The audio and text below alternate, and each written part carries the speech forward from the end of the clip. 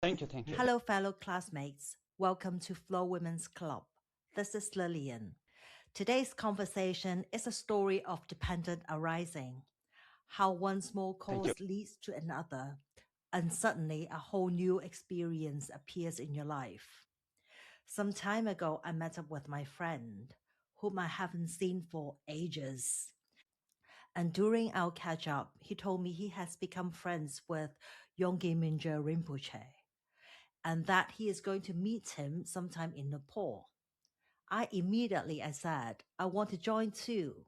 One thing led to another, and that simple reunion with my friend eventually became this dialogue with Rinpoche Mingyur, and now this video you're watching. So my friend prefers not to be shown on camera. So in this video, you won't be seeing him, but instead I will be re-asking the questions that he asked, because these are the questions I believe many of us face in our life. The first question is about happiness. Now that we are in our midlife, our experience of happiness seems to be changing. Earlier in life, happiness felt very connected to ambition, to work, to achievement, the excitement of our new goals, recognition, the next big thing.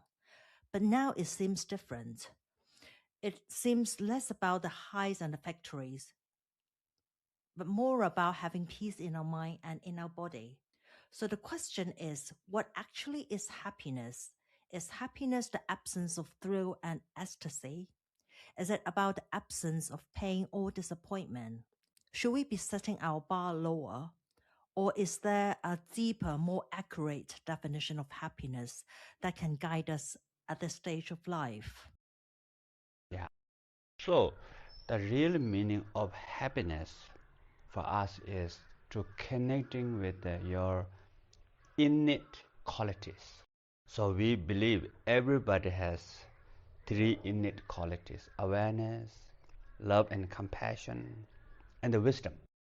And these are 24 hours normally, but we are not recognized. Like diamond with the mud, what we call. So when the diamond is covered by mud, even though the mud covered diamond for thousands of years, diamond is diamond. The diamond never become mud, but it's covered. So therefore, if we connect with these innate qualities, then we feel more happy. For example, the scientist, I went to USA in 1998, and I had panic attacks. I shared with the psychologist. Yeah, when I was young, very bad one. So I shared with my friends, scientists, psychologists. They said, oh, now the panic will come back all the time. They said, only symptom can change, but the panic never change. I told them, my panic is gone. Actually, it's transformed. They said, only symptom. Then 2001, 2002, many meditators we did become like test subject, and then many other people also learned meditation.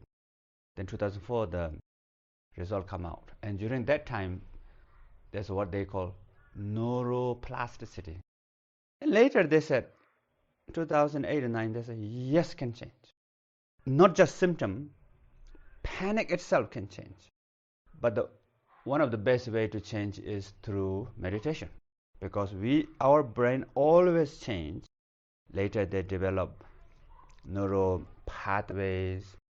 Now they talk about neurogenesis, meaning the gene expression also changing. So they say even you're born with unhappy, you can change. But how to change? Normally situation make you change, external force make you change, and the environment can change. But all this not you choose to change. Most of the time out of control. But then through meditation, you are changing on purposely. You can guide yourself. So it's like if you watch the breathing, your what they call baseline can change. But this baseline cannot change by winning lottery, fame, power, money, marriage. Doesn't change. So win lottery, good for a few months, come back to the baseline. But watching, when I first time I learned meditation, I feel like stupid. Breathing in, breathing out, it's boring. But watching stupid breathing can change the baseline. That means deeper level, more happy. Why? Scientists don't know why. So what we say is connecting with awareness. So when you connect with awareness, deeper level, you feel very happy. Second, love and compassion. Normally everybody feels that.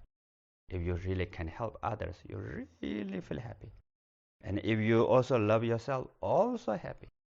So both is really good because it's innate quality. And the wisdom, learning, we really learn also deeper level happy.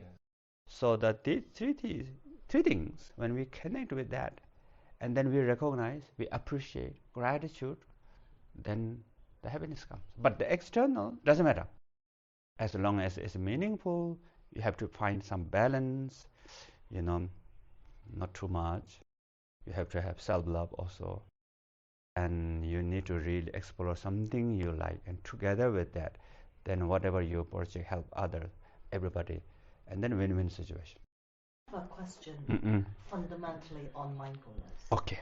Because I told you I am going to write my dissertation Yes. on mindfulness. So the first fundamental question is, yes, as you've mentioned, some people will also think that mindfulness or meditation is boring. Yes. It's stupid. I heard there are school of thoughts that some were saying mindfulness is the basic, the fundamental thing to learn for the body. Yeah. But I also heard that actually mindfulness is the most difficult thing. So where does it sit in terms of the practice? So mindfulness for the practice is the foundation practice. But some tradition they talk about maybe we have to get the very deeper level of mindfulness. Some said not, it doesn't matter. But you need to have some flavor of what we call being mind. So we have three kinds of mind: feeling mind, thinking mind, habitual imprint mind.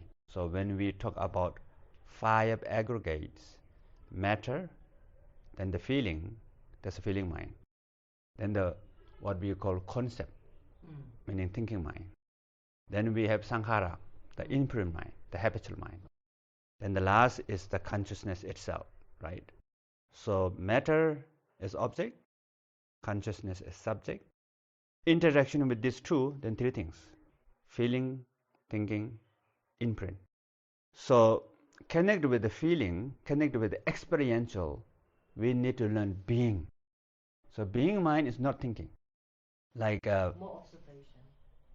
Being with the feeling as it is, being with the body as it is, being with the sensation as it is, feeling as it is, being with thought as it is. So you don't need to do anything. It's not doing mind. You don't have to analyze anything. Not thinking mind. It's being mind. Without that being mind, then we cannot really get the transformation not too far. It's really helps. Study really benefit.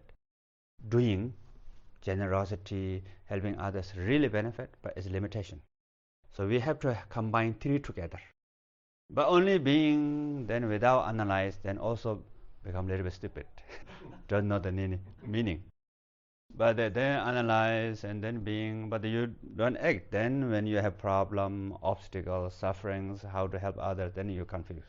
So what we call view, meditation, application, three together. For the thinking mind, begin with the view. For the feeling mind is the meditation, the mindfulness, being mind. For the imprint, for the habit, doing, which is application. Bring this view and meditation together with your life, your work, your relationship. What you're saying, you did not involve karma into it, right? Karma is doing, and karma is the imprint. Oh, okay. Alaya, in the sankhara, subconscious. And that comes due to intention, then action, then this imprint. Then go back to my question. Do you think it is the most difficult thing to achieve? The full jhana is very difficult nowadays. And almost nowadays only maybe few hundred people can achieve that. But actually not necessary, jhana. Because vipassana, meaning the wisdom, that begin by thinking mind, you analyze nature of reality, seeing as it is, can start. Just some flavor of being mind, you know what is being mind, some experience, that's good enough. You can combine that with the thinking and being together. Because last year I took a course on Tibetan Buddhism. I wrote about Rigpa. But it's very difficult because I did not learn it from anyone. I just read, right? So are you saying jhana and Rigpa you're saying that the higher level of jhana is not necessary? Not necessary. What about Rigpa? Rigpa is no need to go through jhanas. Jhana has to have concentration. Rigpa not necessary to have concentration. It's being with the innate quality of the mind. The jhana is like you need to have bring some kind of certain concentration. Then the bliss, joy in the body, there's different quality. Then you go deeper, and that is quite difficult. Rigpa, is it more mindfulness or is it more meditation? Rigpa, so there are two kinds of meditation: object-oriented, subject-oriented. So mindfulness is object-oriented. Rigpa is subject-oriented. So self-awareness, like lamp, the lamp illuminates itself. You don't need flashlight. So our mind has self-luminosity. Sometimes even no need to have subject and object. So the innate lucidity to recognize that practice as Rigpa. I want to learn on this. How can I find master to learn from Hong Kong? I know it's a long. Yeah. In Hong Kong, we have some Dhamma center. I have course, Joy of Living 1, 2, 3. From beginning, it has a view of Rigpa. Because Rigpa need to learn experiential way, not just theory, not just from the book.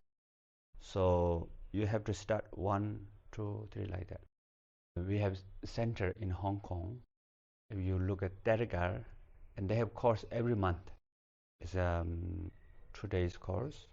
Then you have to do homework, 50 hours. Awareness, 50 hours. Love and compassion, 50 hours. Wisdom, 75 hours. Then the Rigpa is foundation practice of the Rigpa, essential foundation and natural mind, and also what we call the Mahamudra. So 3 things, 3 main important meditative lineage in Tibetan Buddhism. All the foundation are there. Dzogchen and Mahamudra are different because the lineages are different. Yeah, different emphasis. Dzogchen emphasis on the view. Mahamudra emphasis on the meditation. But in the end, they reach them kind of like they join together. How come you learn both? I learn everything. 3 main lineage already. I begin with 9 years old. I have a lot of curiosity to learn. Continue to learn. I have one more question on mindfulness. Using mindfulness to practice in terms of the bigger context of love and relationship. You mentioned that throughout mindfulness, when it's very hard when you want to stop thinking something and then the thought. Think more. My question is more about forgive and forget, to let go. So I'm now caught in this situation. I really want to let go, but the more I think about that, accept it. So when we learn the meditation, what we learn meditation based on the subject oriented. That means awareness is important. Objects, it doesn't matter. We can meditate anytime, anywhere, anything, as long as if you're aware. So the first, what we call 3 skills we need to learn. When you watch the breathing, no need to have very strong concentration. Are you breathing now?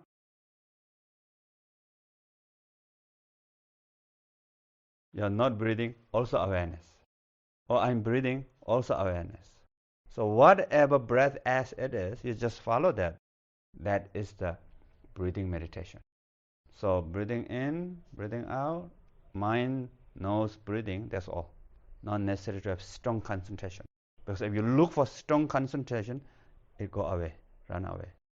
So mere knowing. Then you're breathing in and out, then a lot of thought comes, emotion comes, past comes, future comes. And sometimes you forget something you remember when you meditate. A lot of this comes. So all these are okay. Let them come. Let them come. Let them come. So right is okay, wrong is okay, positive is okay, negative is okay, happy is okay, not happy, it's okay. But remember the breathing. A glimpse, a glimpse. And the breath as they are, natural breath, natural breath. And automatically deeper also okay, automatically stop also okay, automatically irregular also okay. But you don't need to particular breathing exercise like natural breathing. So you're learning three things. Being breath as it is wisdom. Okay with not okay is compassion.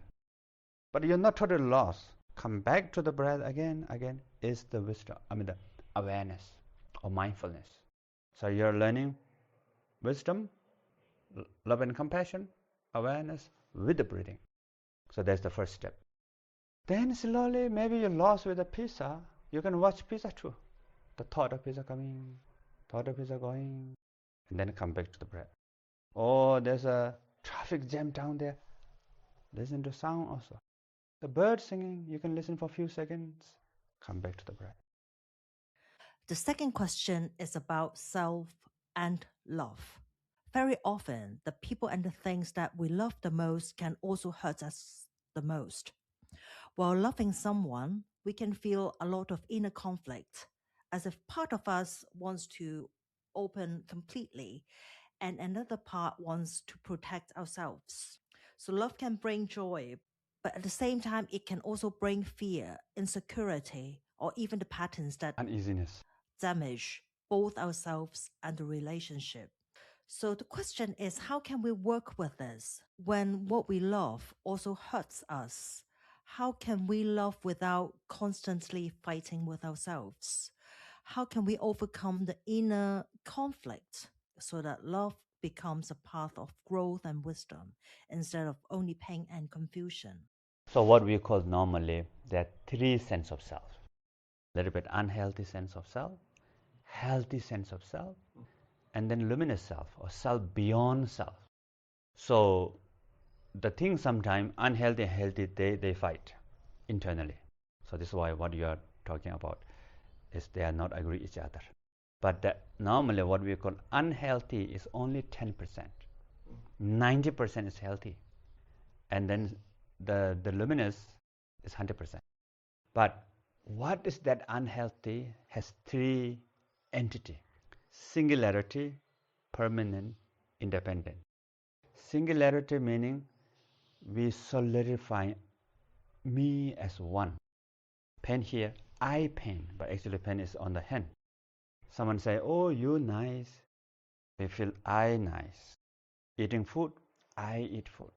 So there's a one single unit that whatever you see, whatever you feel, whatever you do is make it one single thing. And that single thing has little bit selfish. What about me? What about me? They are attacking me. I have to get this. I need to done this. They are not respect me. So then at the same time, it has a little bit like number one kind of like, actually I know better. Actually what we call, if you are in the car with your friend and your friend is driving, almost get accident. If I drive is better. Actually this is way better.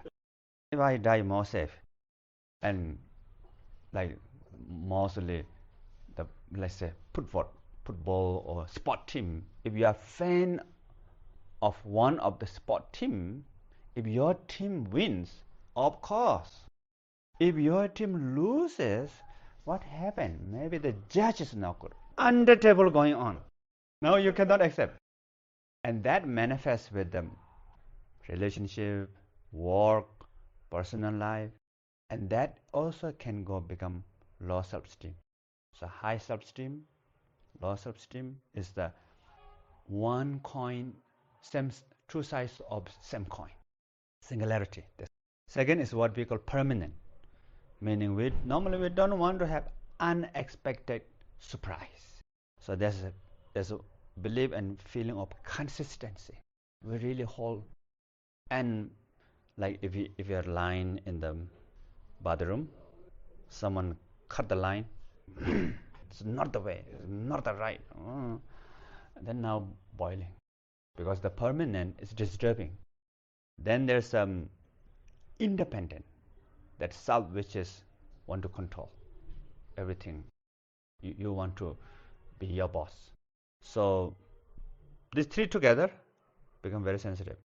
Then it will be struggle, and it will be disappointment, it create panic attacks and all this there.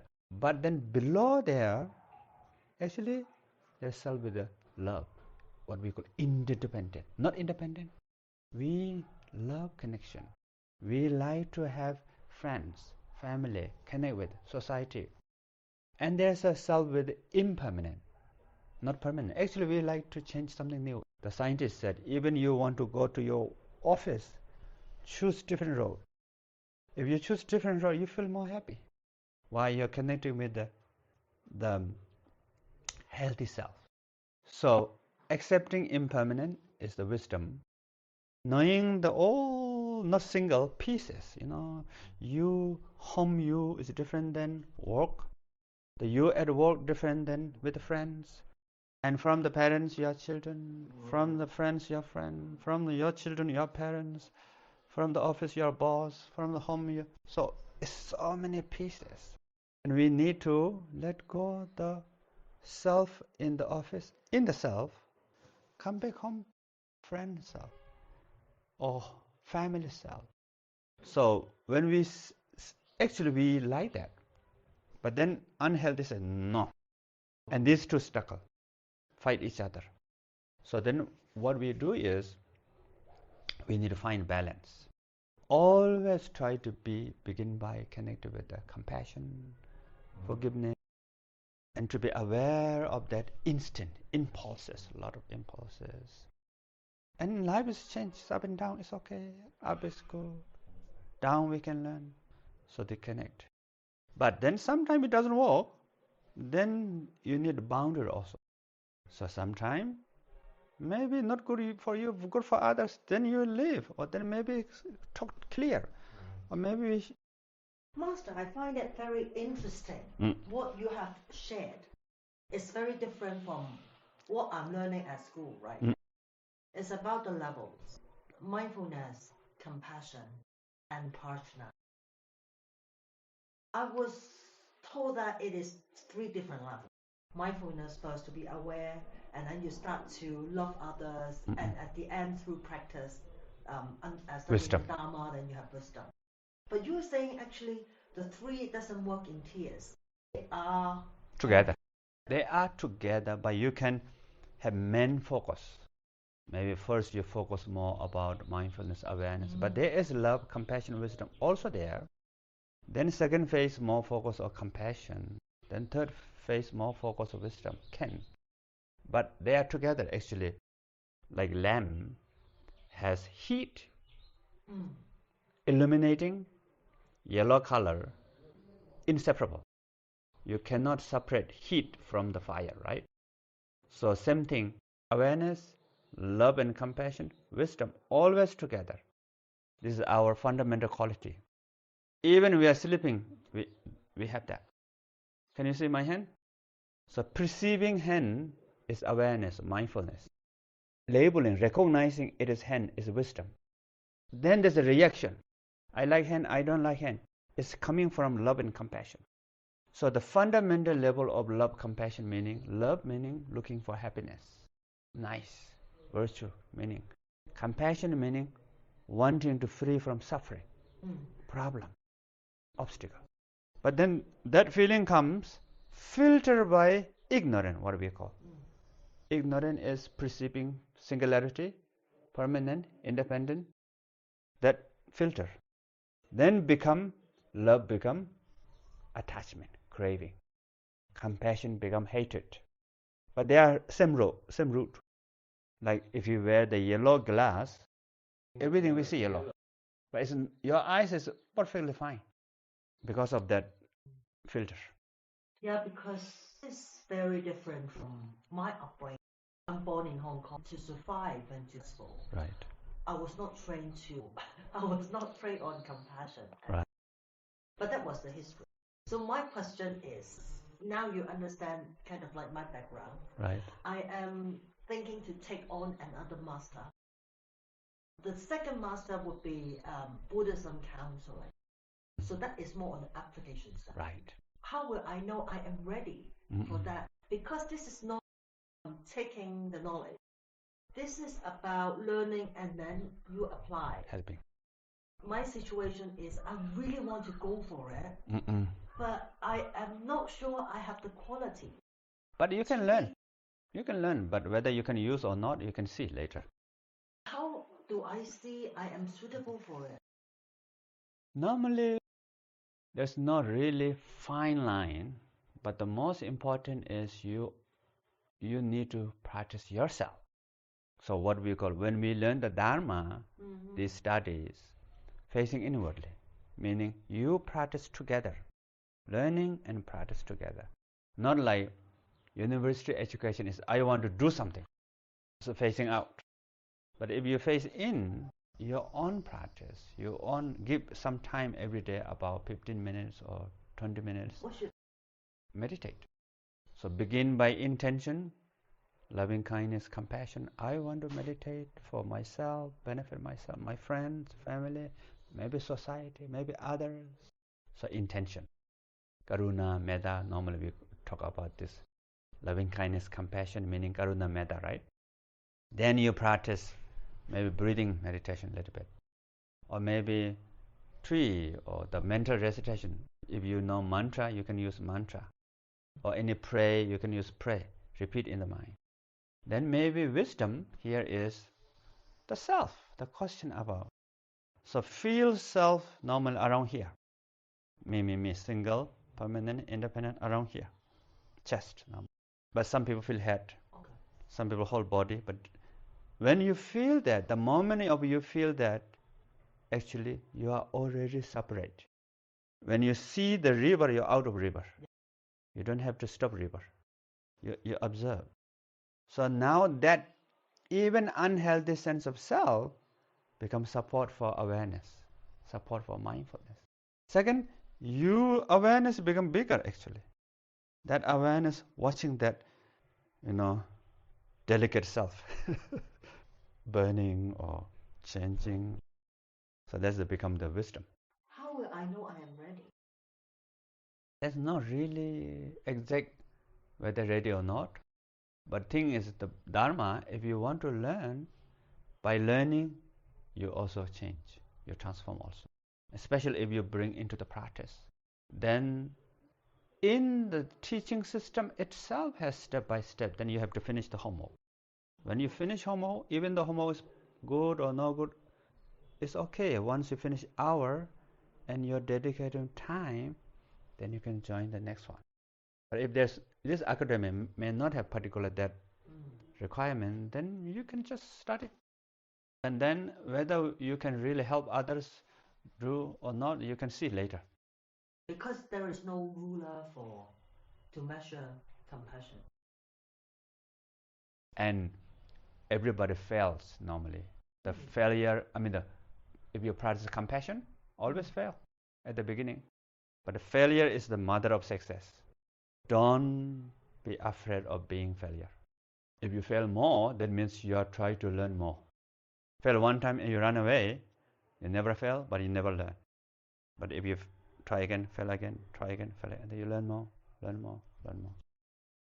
At the end of this section, can you guide us for a compassion meditation? Okay.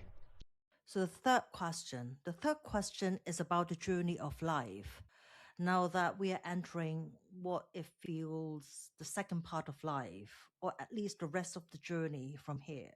So the question is no longer about success or failure, or some final destination, be it heaven or hell. What really matters is, how do we live the remaining of our life well? Meaning, we have one practice called death and dying meditation. So one of the practice is, we imagine that today is my last day, what we call the big day. And then the first, what we call, appreciate about the life. Life is up and down, but I learned a lot. And then think about good memories or whatever that in a life, and appreciate that. Then also, what is my regret?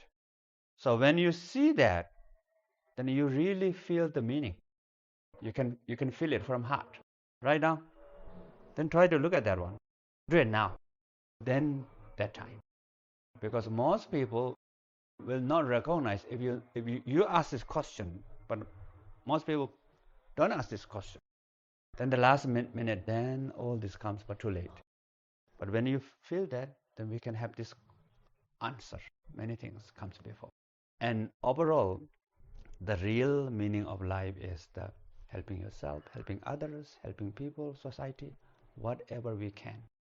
And to connect through the awareness, through the love, through the compassion, through the wisdom. So for me, that's the meaning of life, and that we try our best to do that. And then when the day comes, not much regret.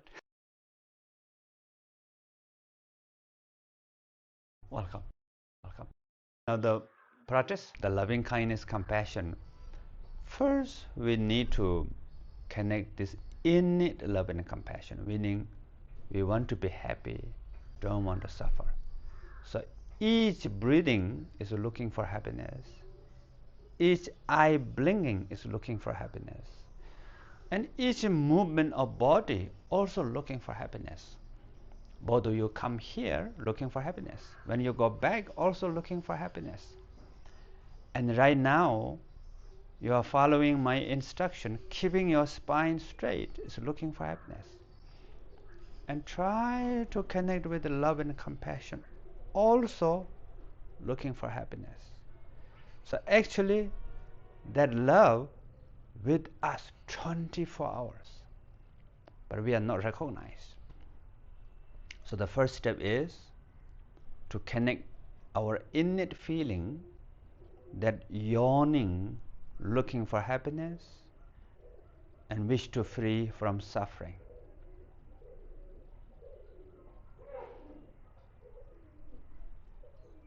And sometimes you feel it, wonderful. If you cannot feel it, normally we don't like that. And actually that is the compassion. I cannot feel it, not good, is compassion. I want to feel it, is love. It's just right there, right here. So now wish that, may I have happiness and the causes of happiness.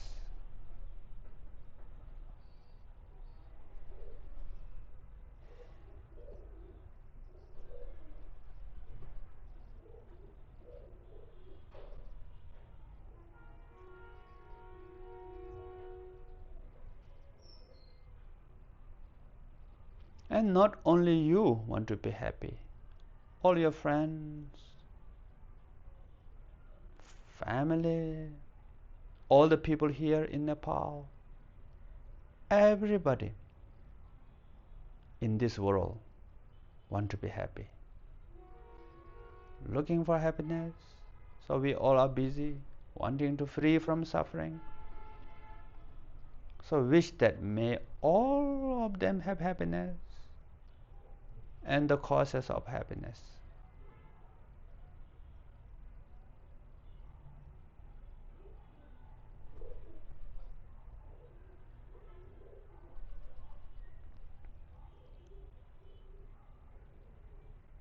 May all of them free from suffering and the causes of suffering.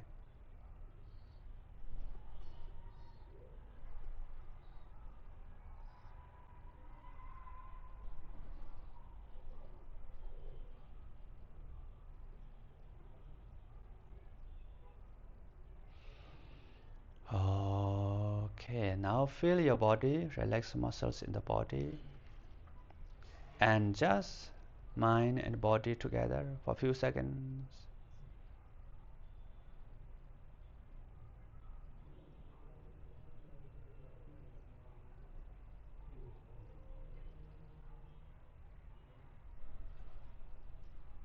Okay. How was it? Good?